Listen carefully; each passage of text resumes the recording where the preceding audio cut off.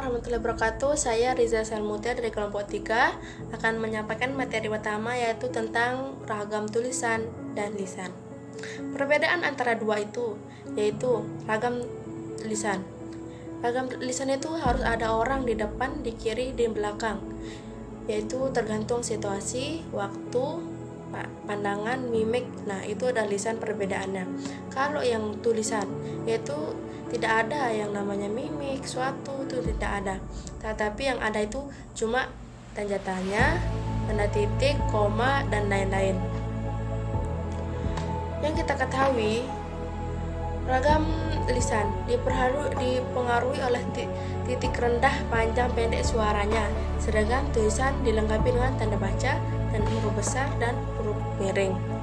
Nah, contoh dari ragam lisan dan tulisan antara lain, pertama, mereka lagi bikin denah buat pemeran antar. Nah, itu yang lisan. Terus kalau yang tulis, apakah tidak sanggup, engkau tidak perlu melakukan pekerjaan itu? Nah, itu lebih panjang, ada koma dan titiknya. Sekian dari saya, akan dilanjutkan oleh pemateri selanjutnya. Saya Nurul Anis Komariah akan melanjutkan materi tentang ragam baku dan tidak baku. Ciri-ciri bahasa baku di Indonesia. Yang pertama, memiliki kaidah atau aturan yang mantap atau stabil. Yang kedua, dapat diterima dan digunakan oleh masyarakat pemakai. Yang ketiga, berkemampuan ilmiah. Dan yang keempat, efektif. Fungsi bahasa baku. Yang pertama, fungsi kealatan atau instrumental. Pada hakikatnya, bahasa adalah sebagai alat komunikasi. Yang kedua, fungsi pemersatu, yakni yang mengikat kebinekaan suku, bangsa. Yang ketiga, fungsi penanda kepribadian, yang menyatakan identitasnya sebagai orang Indonesia dan yang membedakannya dari bangsa-bangsa lainnya. Yang keempat, fungsi penambah wibawa. Jika digunakan oleh kalangan masyarakat berpengaruh, jika dikaitkan juga dengan hasil teknologi yang modern dan unsur kebudayaan baru.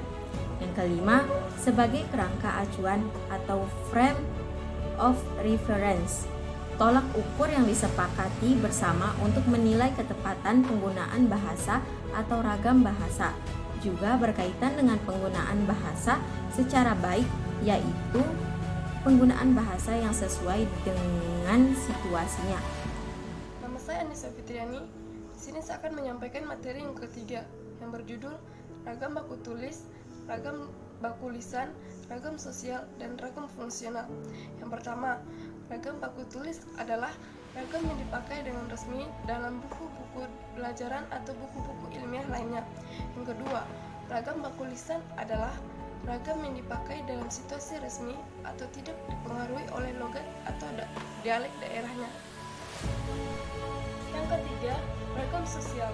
Ragam sosial adalah ragam bahasa yang sebagai norma dan kaidahnya didasarkan atas kesepakatan bersama dalam lingkungan sosial yang lebih kecil dalam masyarakat.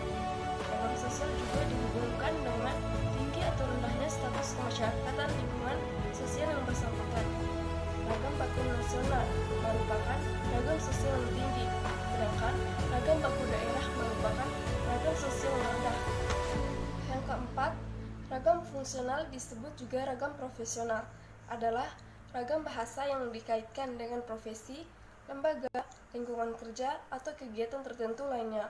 Ragam fungsional menjelma sebagai bahasa negara dan bahasa teknik keprofesian, seperti bahasa dalam lingkungan keilmuan, teknologi, kedokteran, dan keagamaan.